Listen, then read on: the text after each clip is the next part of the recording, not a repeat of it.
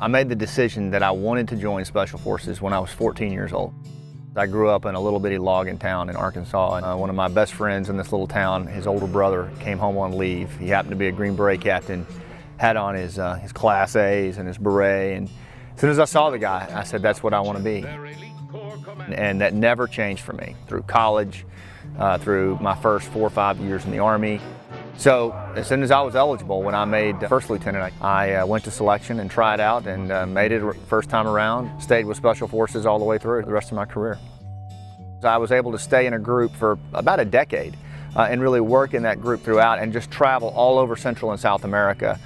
From 2001 until I retired, my primary focus was on Afghanistan. And then was really fortunate enough at the very end of my career to be very involved in the Village Stability Operations Program.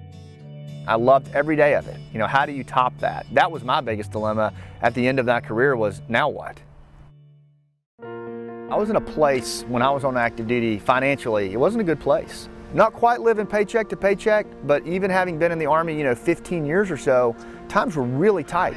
We didn't have a lot of money put back. It seemed like every time I would get promoted and get a pay raise, we would spend more money. We had a lot of debt. And frankly, I looked around, I didn't have any skills or opportunities outside of the military.